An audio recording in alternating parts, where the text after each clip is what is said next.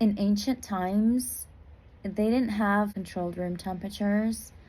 They had to build resilient. They had to adapt to the environment and climate that they were in. Their bodies became resilient to the cold temperatures. They ate foods that were seasonally grown or what was available or harvested, right? And what nature provided in abundance with. For their body's composition to thrive, not to be a burden. I have a question to ask. Do you eat to live, or do you live to eat? I heard Mary Reddick speak at the Weston A. Price conference this year about native tribes and their diet, and I was most fascinated with the Mongolian diet. I believe they consumed dairy in the spring and summer times, and then in the winter cold times they consumed lamb most of the time.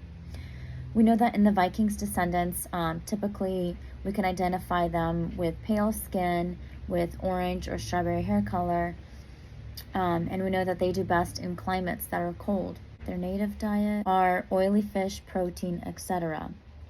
With their body's natural abilities to adapt to the climate, right? To build that resistance with the climate.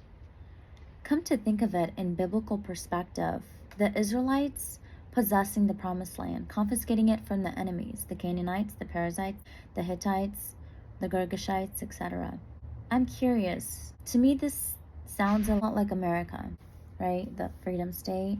It doesn't sound like freedom to me when one is manipulating another to giving up their birthright through control. That's not justice.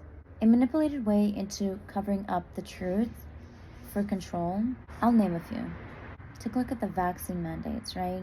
I'm curious about ingredients. So we know that some of the ingredients on there just don't do any good to the body. For example, as Dr. William mentioned that there is peanut oil, that is a processed oil. Take a look at what processed oils do to the body. Aluminum. We know that aluminum, it gets trapped in the fat soluble. We know that our brain is our most fatty organ.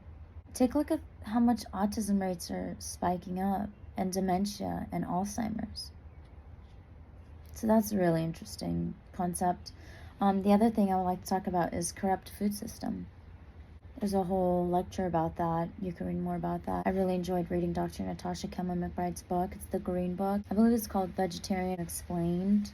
The third one I would like to talk about is work grid and farmers. I believe that this is a nation warfare, and we need God's strategy on how to confiscate this freedom land, our unalienable rights, from the enemy. So here's a pandemic escape route I've put together. So the question now is how? Stop supporting the system. Stop playing the game. Get off the control grid. Do what you love. Detox. Adopt a wholesome diet. Get connected to a community.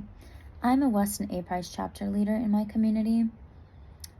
There are plenty of chapter leaders available near you. If you go onto their website at westonaprice.org, under chapter leaders, you can see or select your location and see who's near you and just get connected. Most chapter leaders do events or host events at their homes or at places, gatherings, and go over the foundation and gather together with like-minded people or those who are interested. So I highly recommend that. Supporting local farmers. And also, I would like to note, get to know your farmers. Ask questions. Ask how they're growing their food. Do they spray it with herbicides, pesticides? Do they grow it naturally? So get to know them and ask these questions. You can learn more at the Weston A. Price Foundation. Use more cash and checks. Recognize the pandemic, right? The pandemic is a scam. Get connected with nature. Walk barefoot on healthy soil. Sunbathe and swim in natural waters, streams, rivers, lakes, springs, ocean. If you don't have a filter in your home, I highly recommend you filter your water at home. Practice mindfulness. Avoid mainstream media and just listen to your own thoughts. Deep breathe, meditate. Surround yourself with supportive, loving community. Start with the walls of your own home. To me, that's the walls of my own heart. Share a home-cooked meal with a neighbor and tell them about the foundation and why you believe it works. Get moving. Movement and stretches. Consider homestead and homeopathy. This is what helped me to make a list and not go out of it. Sometimes life is uncontrollable, so I just do what I love and let it flow. I do like to note that one thing at a time is best. I remind myself I'm a human being, not a human doing.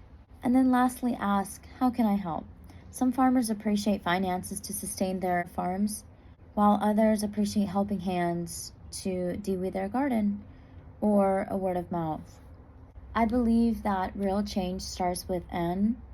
I think the Weston A. Price does a phenomenal job with chapter leaders. I am a chapter leader myself in my community, my area. If you're interested in getting plugged into a community with like-minded people or who are interested in similar topics as such, to learn more about these topics, there is a podcast called Wise Traditions, and I believe that you will find tons of resources on there. Thanks so much for tuning in. As Holistic Hilda says, keep your feet planted to the ground and your face to the sun. Hasta pronto.